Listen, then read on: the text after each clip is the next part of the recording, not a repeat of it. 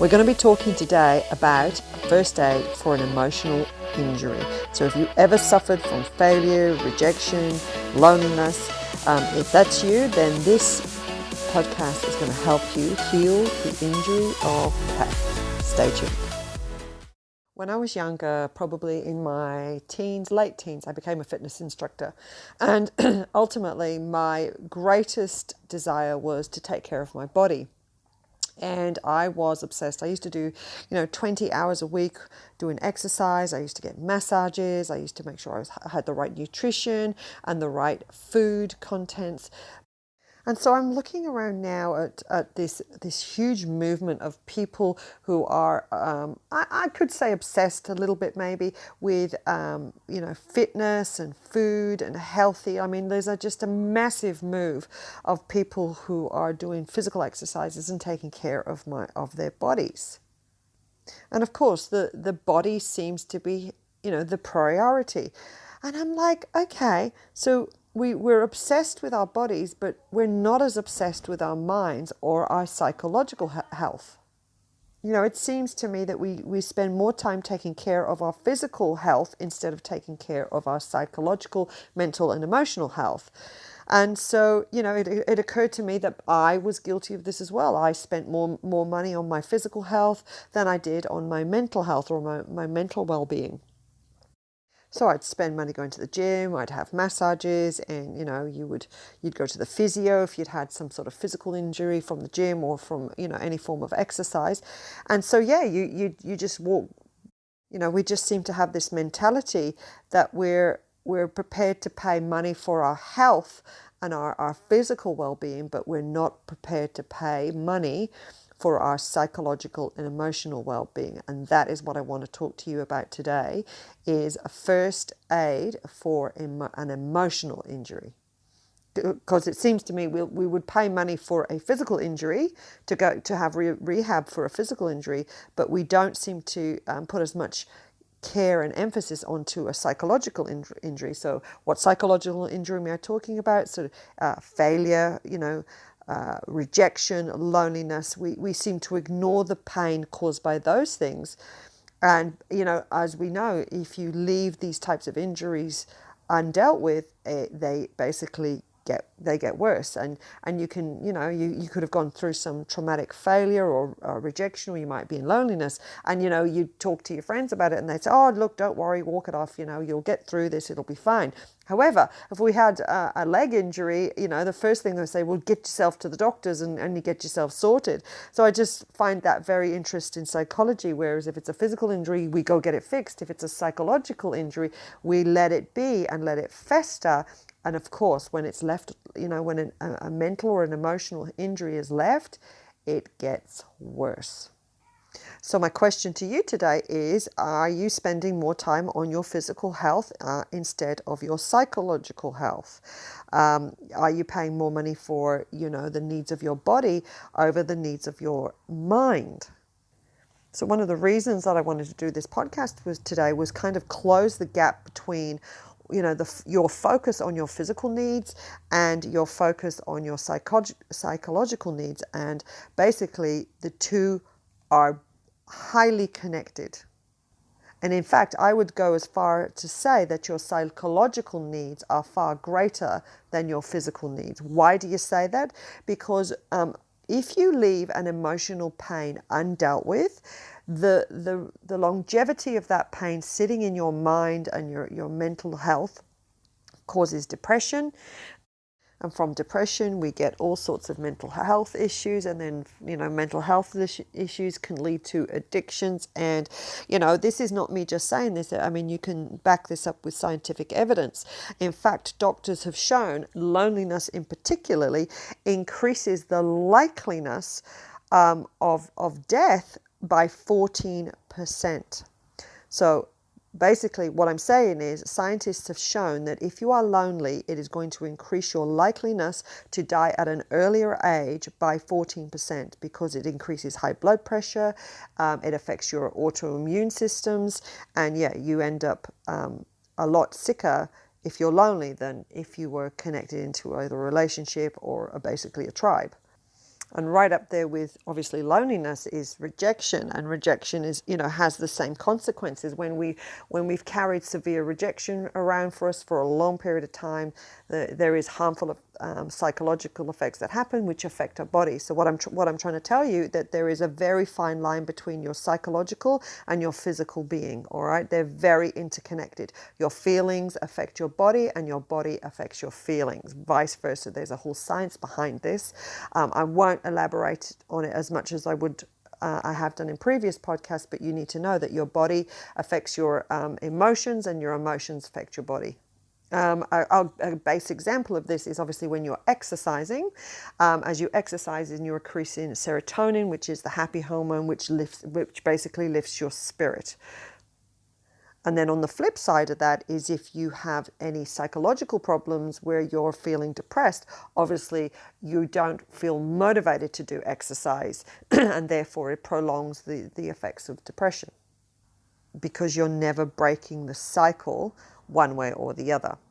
So what I want you to do is, number one point that I want to make here is that you need to pay attention to your emotional pain. It's like anything. When we're in pain, if we had a pain in our leg, we'd go to the doctor, and the first thing the doctor would do was try and get a diagnosis from the pain. And he'd say, well, where is the pain?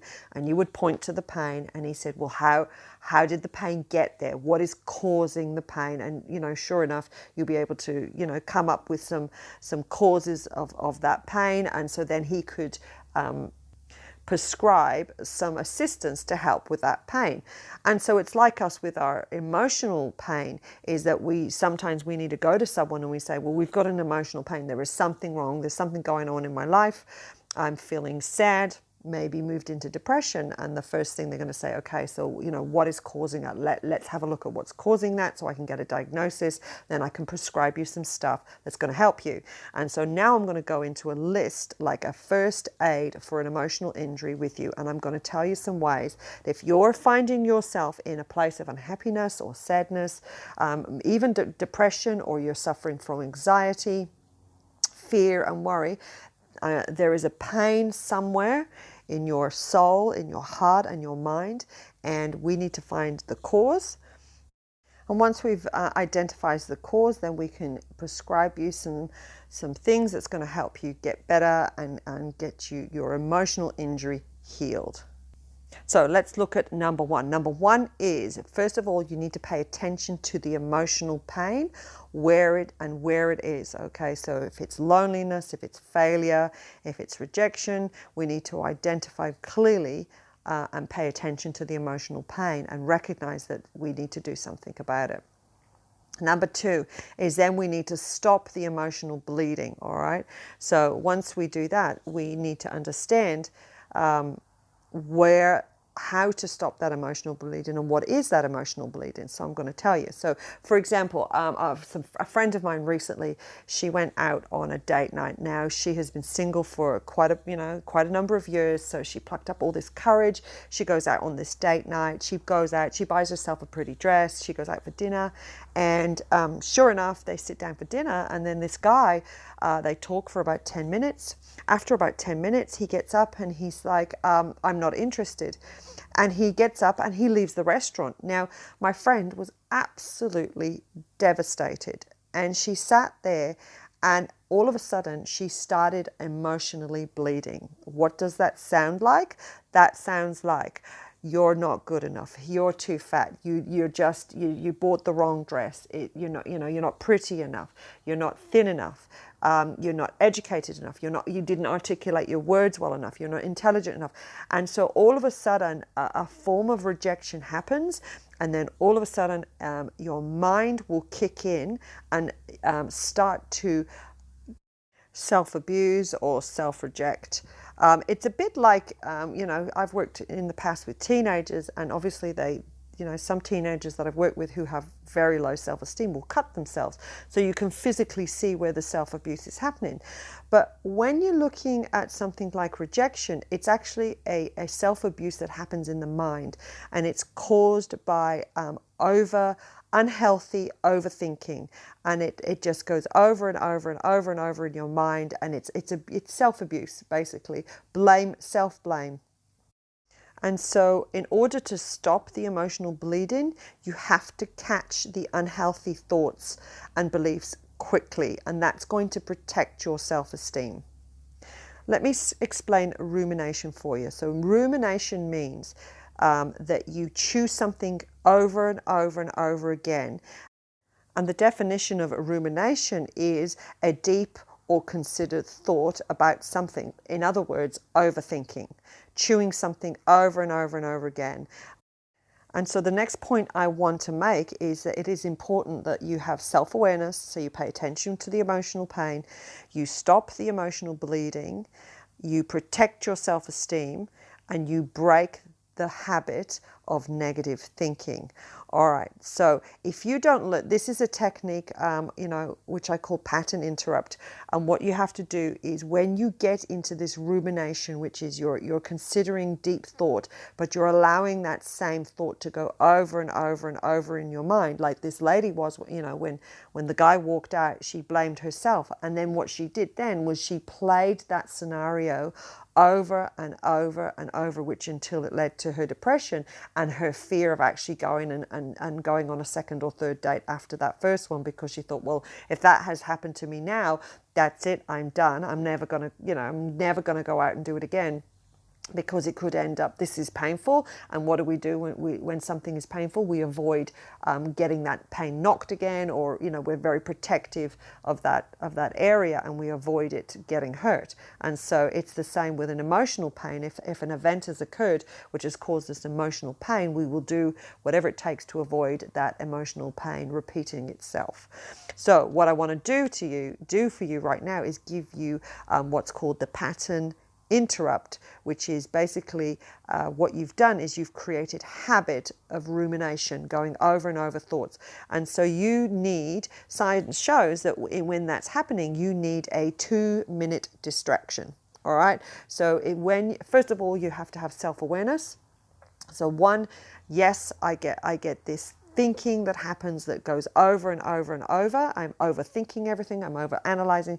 And as soon as you've identified you've dropped into that pattern, you need to get a 2-minute distraction. Now, what that could be, it could be thinking about anything else but that. You need to force your mind to think about a different scenario, and you think about it for at least 2 minutes, and it will take you off that track that you're on of overthinking a negative event, and you will come in and you will start to think about something that's completely positive, and that's not going to cause you any mental health issues or depression or sadness.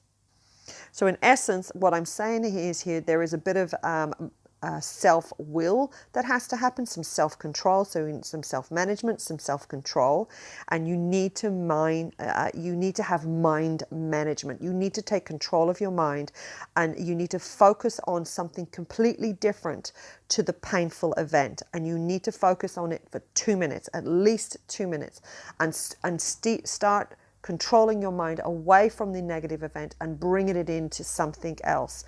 And so, one of the key points that I'm making is you actually need to take action. You need to change your responses to that emotional event. You need to protect your self-esteem, and you need to change your patterns. All of this, once you have mastered these steps, you're actually building an emotional resilience, and you're breaking negative patterns. And so that today is my formula for your first aid for an emotional healing. If you liked this, loved it, please share it. Please tag someone else in on it. I would love to work with you. If you've identified that you might have some emotional issues that you need to get help with, please follow me on Facebook, Dawn Osborne, Fearless Women, or I have a free ebook called findingfearless.com. You can find that on my website, dawnosborne.org. Apart from that, you have an amazing day, and I will catch you next time on Dawn Osborne's Fearless Women podcast, Fearless Mindset podcast, actually. All right. Bye-bye.